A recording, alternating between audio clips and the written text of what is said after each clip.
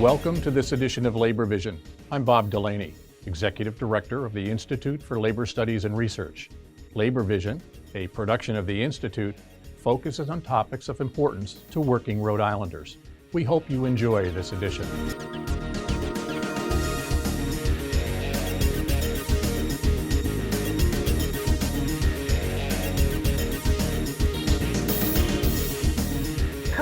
And welcome to Labor Vision, the at-home edition. Thank you so much for joining us. I am your host, Erica Hammond, and joined with me today we have folks from UFCW Local 328, Domenic, Pontarelli, and Sam Marvin. Thank you so much for joining us, as well as three members of the UFCW Local 328 Durham Negotiations Committee. So we have Vince Auger, Ashley Cox, and Patricia St. Pierre. Thank you guys so much for joining us. I don't know if you want to give a quick introduction of yourselves as well. Hi, my name is Patricia St. Pierre, and I work for Durham School Services. And I'm here to talk about the contract and also how people are feeling down at Durham. Thank you. My name's Ashley Cox. I'm a bus monitor for Durham School Services, and I'm discussing all issues for the bus monitor. Good morning. My name is Vince Auger. I'm a driver for the Cumberland Durham yard. I've been doing this for about 5 years, and basically we formed this union to help with wages and consistency of policies as far as the performance of our duties.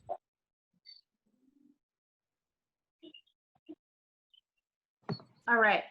And I know Domenic and Sam, you've both been on before. So thanks so much for joining us again. Thank you. All Thanks, right. Eric. Thanks for having us. Let's start with a little bit of a background about why the union was started at Durham School Services. So would the three of you, Vince, Ashley, and Patricia, like to start and kind of give a little background on that? Hi, I would like to start. The reason why I believe the union started was because the drivers and monitors, from what they have told me, certain ones, they said the reason why they wanted a union yard and for the union to come in was because when they would go to, speak their mind and go to management, that a lot of times they felt as if it was falling on deaf ears. So I think after, years and years of this going on, when they would go in to discuss whether it's something about, a bus run or their paychecks. If, for example, if something was wrong in their paycheck, they would go in to, speak with someone, and it would take weeks before anything ever got done. So I think that's the reason why people were just tired. They were tired of not being heard. Basically, as Patty, mentioned, just everybody being tired of the inconsistencies. The management would say one thing but would do another thing. The big thing was favoritism.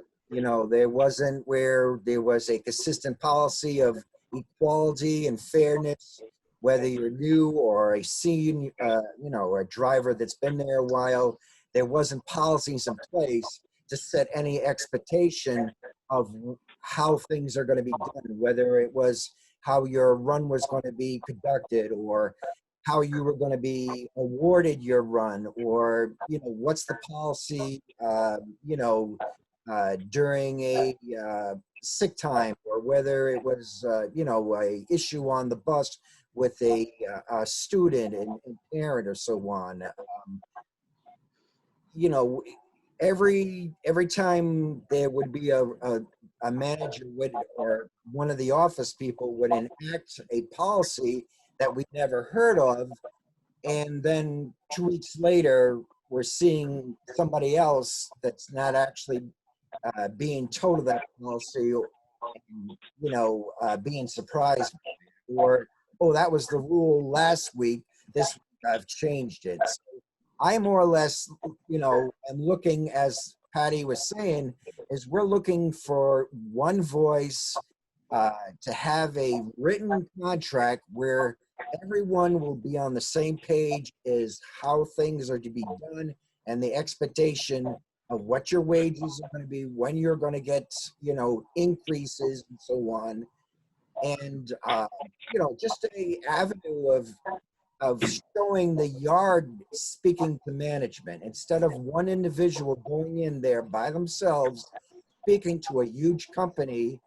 With a union, it's an assurance policy. It's assuring that you've got the backing of a formed unity of the yard that's going to stand by you on an issue.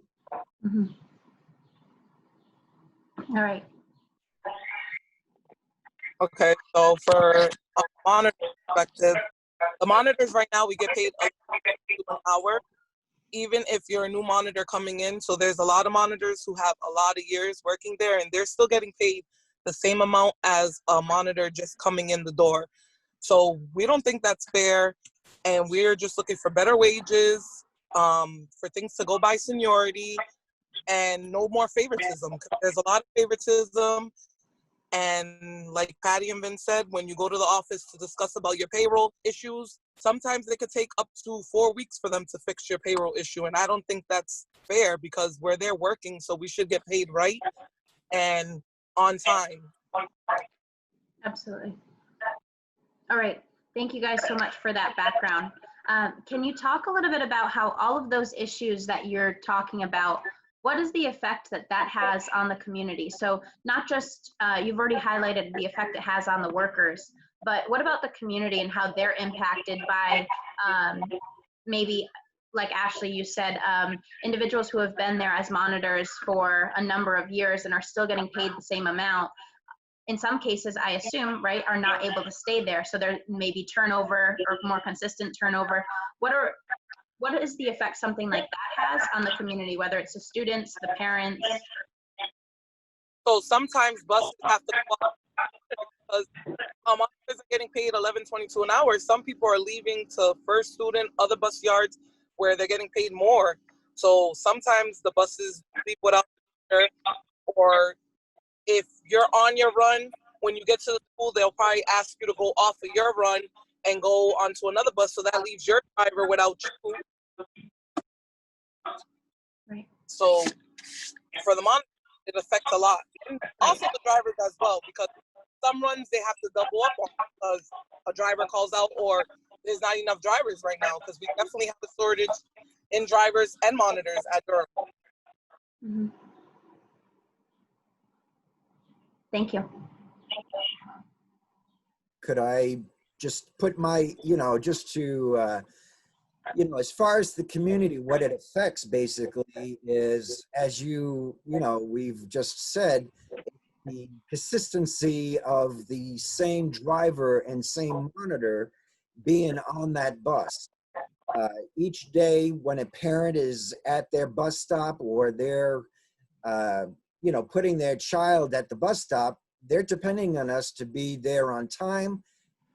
It's also obviously very comforting for them to know that they've got the same driver and monitor that knows his or her child and their needs, so to speak, or their personality, and to be comfortable enough that, okay, this is a familiar face and I feel comfortable with my child getting on that bus. Mm-hmm. And Absolutely. when we have constant absentees or we have constant, turnover, they never know who's going to be showing up to pick up their child. Right.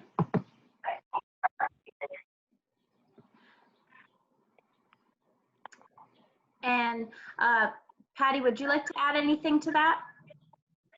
Well, I have to agree what he just said, what Vince just said, because when they start, like, taking drivers away off their runs to do someone else's run, what happens is, that opens up a chance for, something to happen, like a missing child, or, you drop off the kid at the wrong stop. So that's why it's so important that you have the same driver and monitor every day, because we know the children. But when you do a run that you're not familiar with, and you've got like 60 kids on your bus and you're unloading, 10, 12, 15 at different stops, your eyes, they have to be everywhere, including the monitors. So for both of us to be on a strange run, it's very difficult. And you don't want that to ever happen to anyone. And that's why it's important to always, try to at least stay on the same run that you're on.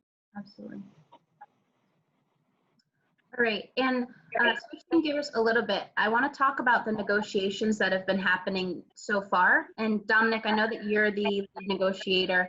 Do you want to talk about what's going on with negotiations thus far with the with Durham School Services? Yeah. We've been on Labor Vision in January, and pretty much the same thing we talked about in January is going on now. They, in September of 2019, they had a RC election, and they voted the representation from UFCW 328. So it's been 10 months of stalling by the company, canceling meetings. I think presently he's the out-of-town negotiator has canceled negotiations over 12 times, and it's just a slap in the face to the workers. They formed a union for a reason, and they just spoke about some of the reasons, and also too, going back to work in August, at the beginning of school, there will be it's going to be a different kind of atmosphere. We're in a COVID-19 situation. They will be essential workers. And they will be putting their lives on the line and doing a job. What I just heard also too is about the keeping drivers. I mean, there's going to be issues going, with safety, and the company has not even addressed any of those issues with the workers at this time. But again, our negotiations, we've negotiated, I believe, like 10 times. But the cancellations are just ridiculous. We have no dates for July. And the lead negotiator from the company, the out-of-state negotiator, refused to give us dates in July. We have one date in August at presently going into the beginning of school. Mm-hmm. It's just not the way to negotiate a contract. And the company has just stalled every way. We have charges pending right now, failed to bargain in good faith. So this continuation of just stalling and just letting the clock tick is ridiculous. These workers, especially now, they should be we should be buckling down and getting a contract and before school starts. So that's pretty much what we haven't changed much since January. We were on here and we're going to talk about the same thing. Mm-hmm. The company stalled, and it's unfair to the workers not going into the school year with a contract. Right. And that's basically all I'm going to tell you at this point right now. So I believe that we're going to take some action on this company. We have planned July 30th. We're planning an action, and we'll be putting that information out. And then after, we'll see what happens on August 4th on our next negotiation. I don't expect the contract to get finished by August 4th. So the company is putting us in a position where we're going to inform the community about their bad behavior and unfair to the workers on getting a contract. And sorry. Eric, if I could just add, just to echo what I'm saying. School is currently scheduled to start on August 31st, and we're urging Durham to be a better community partner, because the concerns that workers like Vince and Ashley and Patty have, and the rest of their coworkers have, are crucial at keeping not only themselves and their families safe, but for the students and scholars that they drive each and every day. It has been at Durham, because of the low wages and low benefits, there's been a constant revolving door of heavy turnover of workers who can go work at a different bus yard in a surrounding town and be able to build a better future there. So there's a constant understaffing, which leads to disruptions in service, and it leads to, like Patty and Vince talked about, and Ashley, about every year there's a different monitor on each bus, or sometimes for bus drivers, they're gonna have to double up, right? So now they're overcrowding on buses in the past, and as we know with the current pandemic, we can't have that happen. So it has to do better to be able to incentivize to attract and retain. And so these workers have very real concerns right now that they want to negotiate with the company and address at the table as far as making sure buses are properly staffed and that they're protected, they have the proper PPE, or in case they get sick with the virus, that they can actually have that time, away and not just use up their sick time that they get through the state. The company is just not operating with a sense of urgency to address their concerns. And, that should not only trouble us and the workers, but trouble our communities as well. Mm-hmm. And I'd like to add too, I think Ashley had just said earlier about the monitors, they're minimum wage workers. I mean, this is ridiculous. And their job is going to change drastically when school starts. We've been on calls with all the unions in Rhode Island about what it's going to look like when they return to work on August 31st. And 1123, that's shameful. It's shameful that the company's paying them low wages. And the bus drivers also, they're the lowest wage earners in the state of Rhode Island. It starts at $18, I think. And again, every driver is $18 or $19 an hour. There's contracts in Rhode Island right now is up to $27, $28 an hour, and also monitors $17 an hour. So this is just a slap in their face. I'll keep on saying it. Yeah, it's exactly. Disrespecting those workers by not getting a contract, but most is just not sitting down and trying to iron it out. It's just totally ridiculous. And just real quick too, I mean, this is, Durham is a subsidiary of a company called National Express, which is actually based in the UK. And this is a company that just had record-breaking profits in the last 2 years, including $300 million in profits last year alone. So it's not only that we're dealing with an out-of-state negotiator, but we're dealing with an out-of-country company as well. And when that happens, the concerns and the priorities of the families here in Cumberland and Providence, Pawtucket take a back seat, for the bottom line. So these workers are doing everything they can to prioritize the concerns, not only, again, for the health of their families, but for the safety of the children that they dedicate themselves to transporting every year. Right. Safety's going to be a major issue. When a kid gets on the bus, he has to wear a mask. How about if the child is not feeling well at the bus stop? There's major concerns here that the company has not addressed with these workers. And their jobs, they are essential workers, and they should be treated as such, and they should be paid a living wage for what the work they do. And I commend what they do every day. It's a serious job, keeping the kids in Cumberland safe, all drivers, keeping them safe, getting them on the bus, transporting them back and forth to school, to home, back to their home. So the company is just dragging their feet and stalling, and they deserve better. Absolutely. And I just want to clarify too, these meetings with the company that keep getting canceled, I know that it was different prior to COVID, but they're on Zoom, right? Or over a virtual platform. Right. We've been on federal mediation has a Ring Central, and it's a great way to negotiate through this crisis. And the company decided to cancel them because they were not prepared at a meeting, and we asked them to get prepared for the following meeting, and then they broke off negotiations. They broke off negotiations because they used COVID-19 as just a stall tactic. Yeah. And again, I think the frustration in the committee, and I would like them to talk about how they feel about negotiations, because this is about them. It's not about Domenic. It's not about Sam. It's about the workers at Durham Bus Yard. They deserve better. And I asked the company, because I'm sure they'll be watching this sooner or later, to set dates. Get this contract done. So the three of you, Vince, Ashley, and Patricia, can you guys talk about, I know what some of the major concerns that the committee are, you've highlighted them, but what are some of the asks to the company that you're asking for in negotiations? Some of the major asks. Would you like me to, I don't know who would like to go first. As far as Dom and Sam, obviously this is not their first contract that they've negotiated.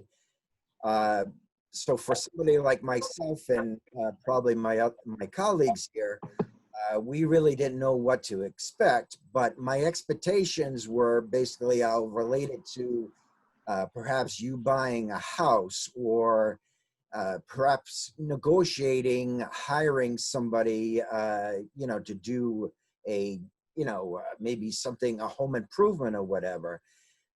You come together, you discuss your needs, you discuss your price, and you come to an agreement. I mean, that is the expectation of the negotiation. It's unbelievable that, as Dom said, we started this in September, and yet, supposedly two bodies can't, even though, as Dom just, mentioned, we gave all in writing well ahead of time of us meeting, whether it was virtual or in person, all the stipulations or requests that we were going to, whether it was, a wage increase, health benefits, policies when it comes to, the assignment of bus runs, the policy. Basically, I look at it like a business, a Dunkin' Donuts or a Taco Bell. A franchisee basically is given a blueprint of basically how to conduct the business of that store. And it's the same thing when it comes to a bus yard. Every bus yard is basically doing the same task. They're picking up students and bringing them to school, picking them up at school, so it's not a very complex thing. There's many other companies out there that have existing contracts. So to me, I don't understand, obviously it's an obvious stalling and obviously disrespect to our needs and not really respecting, what our wants or, looking to improve the overall yard, which will improve their image as far as the community and also improve the overall morale of the yard and so on.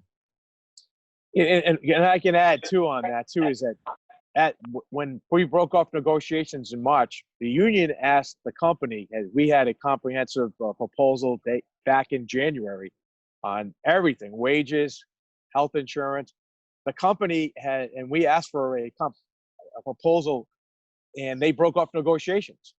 So again, every time that we're trying to move forward, the company stops and stalls, cancels.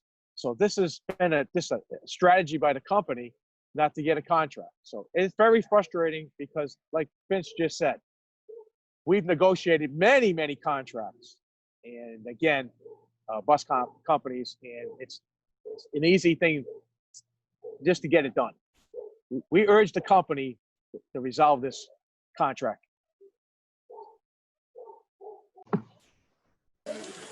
Well, like Vince said, I think a lot of the workers would be happy if we were able to get a contract before the start of school.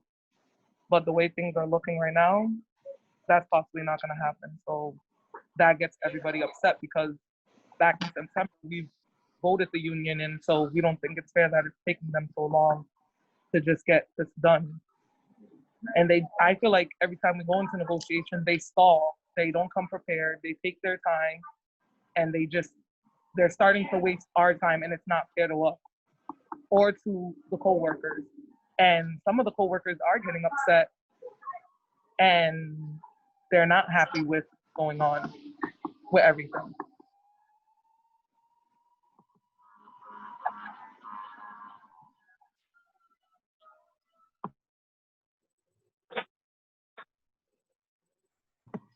Patty, would you like to add to that as well? Yeah, I was just going to chime in here. I just want to say that, I agree with what they're saying because the company, they've had plenty enough time to, meet with us and get this done. But I want to say something for all the drivers and monitors there that I want to let them know that we have excellent people that work there, and that the drivers and monitors, they go above and beyond for the company. When we're asked to double up, we double up. We do, and most 90% of the people there they go above and beyond. And as far as, the disrespect that, that's happening with the company, as far as sitting down to negotiate, it's not just the drivers and monitors that are being disrespected, but it's the families, it's the parents, it's the children, because that's what this is all about. This is all about, we drive the precious cargo in the world, which is the kids. And this is what it's about. It's getting the kids to and from school safely. And it is a big deal because this kind of job is not meant for everyone to do. You got to have a lot of patience. You got to love children. And I know I can speak for myself, and I know I can speak for many drivers and monitors there, that they go above and beyond for the kids. I would protect the children on my bus just like I would if they were my own kids. So as far as, them not wanting to sit down and negotiate, it is kind of like Domenic said, it is a slap in the face to all of us. Families, children, the bus drivers, and monitors. Because you know what? They deserve better. I have to agree. That's probably one of the most enjoyable part about being a school bus driver is the interaction with the students and the parents. Getting to see a child that's starting in kindergarten and seeing them up to the point where they're graduating high school. I mean, that relationship is wonderful. It's very rewarding, and to be distracted from doing that because your company is, lacking support for you, or it's very frustrating. And so I agree. We do have, that's the whole thing of the dedication that we have as far as drivers and monitors. We do this because we enjoy it. We love working with the kids and the parents and serving our community. Absolutely. And it's clear that all of you guys, as members of the negotiating committee, as workers, as union members, and as well as the union, you guys are doing your part in the fight. How can the community help support you guys and back you? What are some asks of the community or ways that they can get involved to help support? Domenic mentioned, we do have a rally planned for July 30th from 2 p.m. to 4 p.m. at Cumberland RI. We're going to be socially distanced, wearing masks, making sure everybody's safe. But we wanted to do something just to get the workers' message out there about, their fight for safety, their fight for better service for the families in Cumberland and the surrounding communities. So we're going to be there, and we'd invite people to come by, honk, show their support. And the other thing is that we do have a petition as well. We have a petition that we can share on our social media, on our website, UFCW328.org. We're currently, I think, approaching around 300 signatures. Our next goal is 500. And so this is a way that the community can sign on and support to show that, that they stand with these workers, because these workers are standing with them. I'd like to just chime in on that as far as, the school bus company is working for you, the community, the taxpayers, the parents, and so on. So the strongest message that we could obviously ask of you is your support in contacting Durham and, expressing your feelings as to our supporting the drivers and monitors that are working with them and their children, and basically speak to your superintendents of the schools and your school committee members, and they're the ones that are speaking directly to Durham, and the ones that have the ability to tell them, not ask them, but to tell them to put things in order. I don't want any issues coming in August with scheduling and my bus being on time for my child. I want a staff of drivers and monitors that are being taken care of, and their safety needs as far as mask or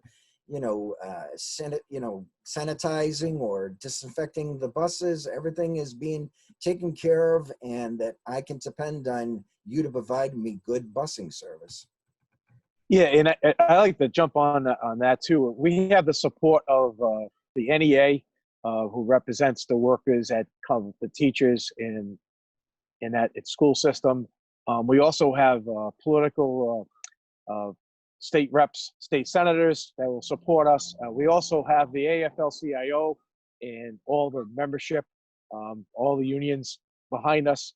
And again, they have a big support system. We have 10,000 members in our local. Also, the AFL-CIO is totally behind us. So again, they have a huge support system.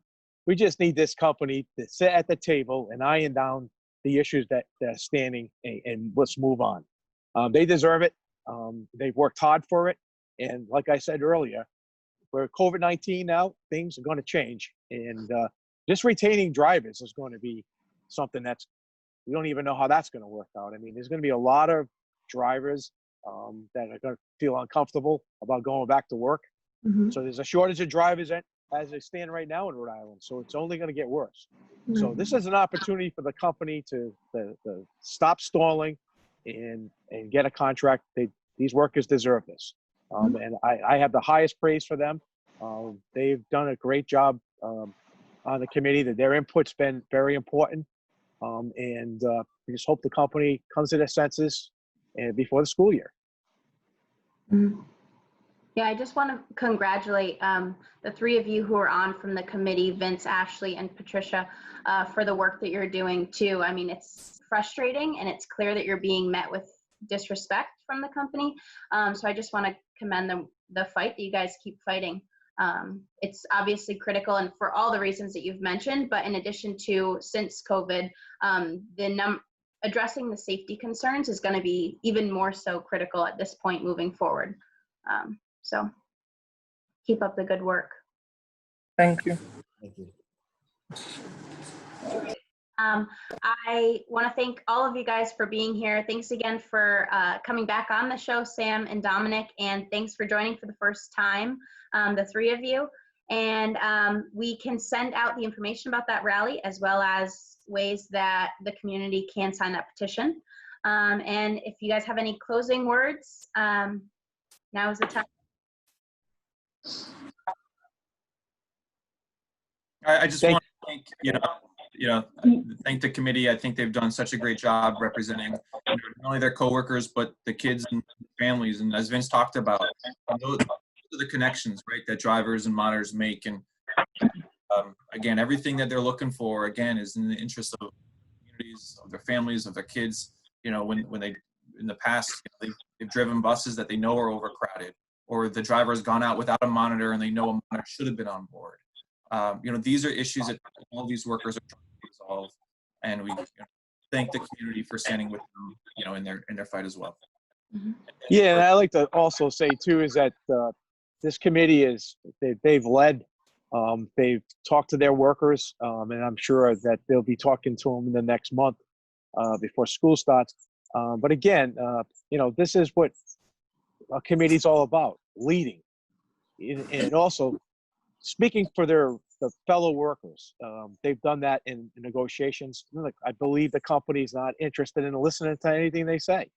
So again, their job has been crucial, and I commend them. They've done a terrific job, and hopefully very soon they'll be members of Local 328. Thank you. Thank you, Erica. Thank you. All right. Sorry. I just want to say, thank you to Dominic and Sam, and because they've done a lot for us too.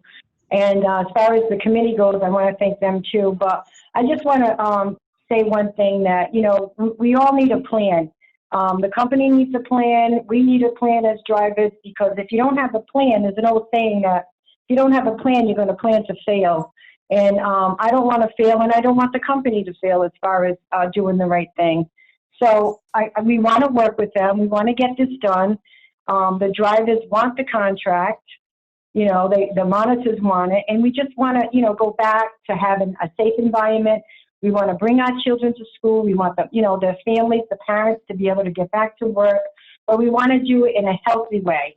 So I just want to put that out there, that this is where it's coming from. It's all about the kids. And I just want to thank you, Erica, for having us on. Anytime. Thank you. As far as in closing, I guess I'll say, basically, once again, as Patty indicated, we're speaking on the behalf of our fellow drivers and monitors, and I would just encourage the drivers and monitors, please join in with us. Show them that we're united.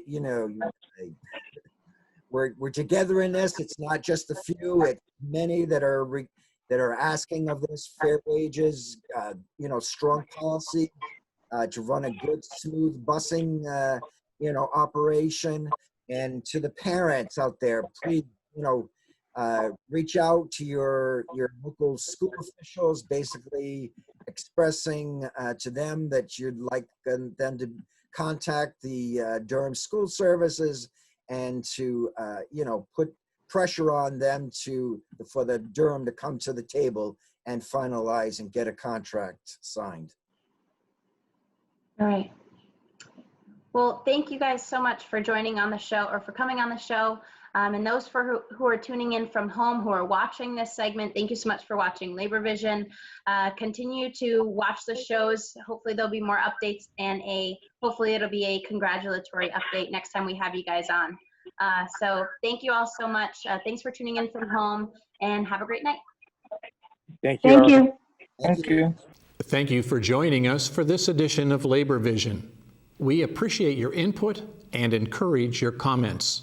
Labor Vision can be seen on this channel 3 times each week: Tuesday at 7 p.m., Thursday at 8 p.m., and Saturday at 5 p.m.